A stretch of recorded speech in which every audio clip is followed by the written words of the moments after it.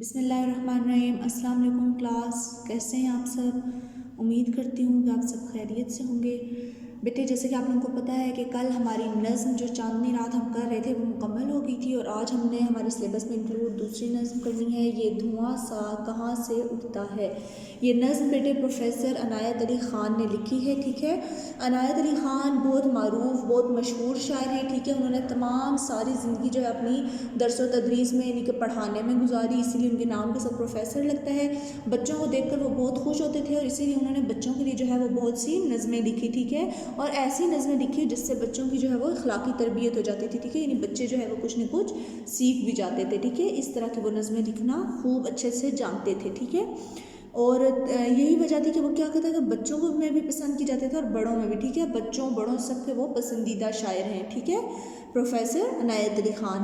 اچھا بیٹے یہ نظم اب انہوں نے لکھی ہے پروفیسر عنایت علی خان نے۔ اس نظم میں یہ کہتے ہیں کہ دھوئیں کے بارے میں وہ بتا رہے ہیں کہ یہ جو دھواں ہے یہ انسانی زندگی کے لیے کتنا نقصان دہ ہے۔ یہ دھواں جو ہے وہ سب جگہ سے اٹھتا ہے، جہاں سوائے جو ہے ہر انسان جو ہے وہ اس دھوئیں سے تنگ آ گیا ہے۔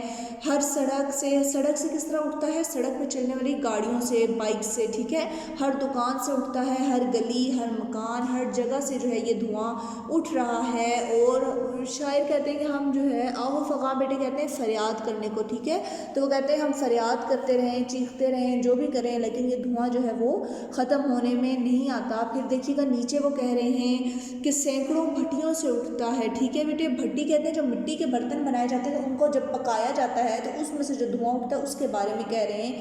اس کے بعد وہ کہتے ہیں چمنیوں سے بھی اٹھتا ہے۔ چمنیاں بیٹے آپ لوگوں نے دیکھا ہوگا گاؤں میں جو گھر میں جو سردیوں میں جلائے جاتے ہیں تو ان کے جو پائپ چھت سے نکل رہے تو ان سے جو دھواں نکل رہا ہوتا ہے ان کو جو ہے وہ چمنیاں کہتے ہیں، ٹھیک ہے۔ بھٹی کا دھواں نکلنے کی جو جگہ ہوتی ہے نا دھواں نکلنے کی، اس کو چمنی کہتے ہیں، ٹھیک ہے۔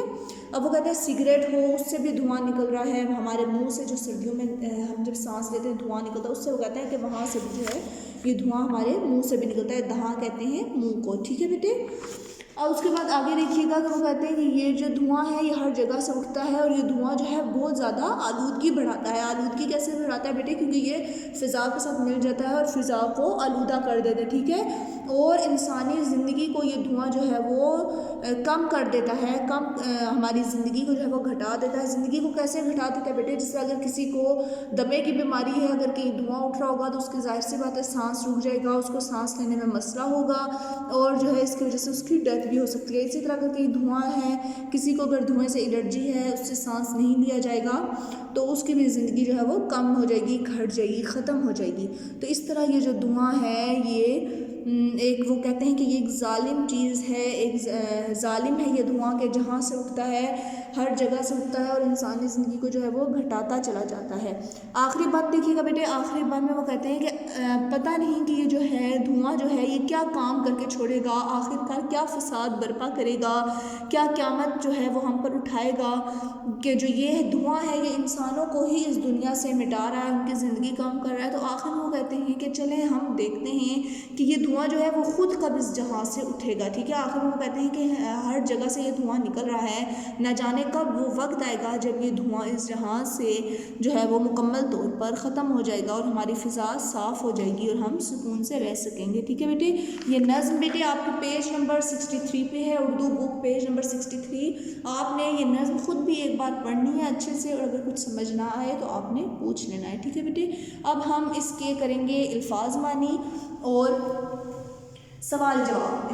املا بیٹے اس کی اس لیے نہیں ہوگی کیونکہ ابھی آپ نے دیکھا کہ یہ جو ہے مصروں پر مشتمل ہے نظم، اور نظم کی جو ہے وہ املا نہیں لکھی جاتی، ٹھیک ہے۔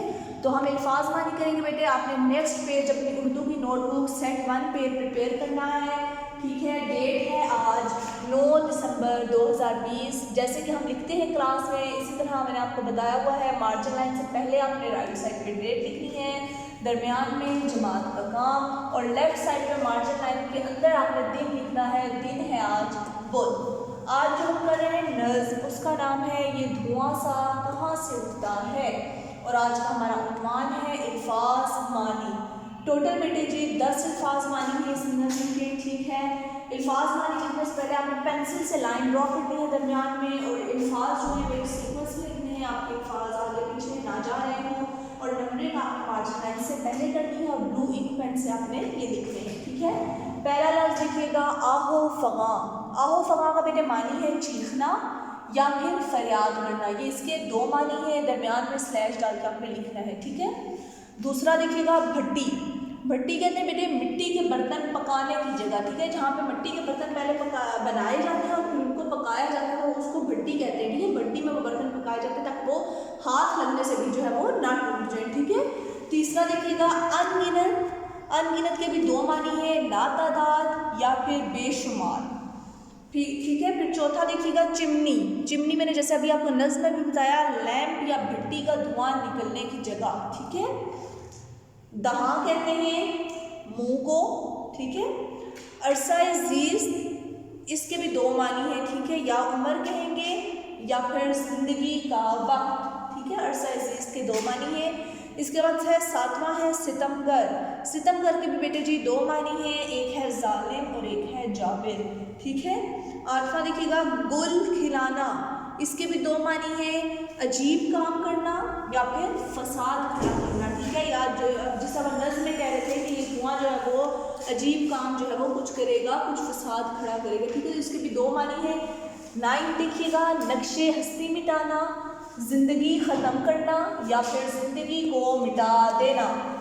आखिरी वर्ड है घटाना। घटाना बेटे कहते हैं कम करना को, ठीक है, घटाना कम करना। ये हमारे 10 अल्फाज मानी है बेटे। आपने अपनी नोटबुक पे ये अल्फाज मानी करने के बाद नेक्स्ट पेज पे आपने लिखना है उन्वान सवालात जवाबात, ठीक है। किसी ने भी उसके नीचे से नहीं लिखना, नेक्स्ट पेज प्रिपेयर करना है। इसके सिर्फ हम 2 ही सवाल करेंगे और 2 ही सवाल हैं इस नज़्म के।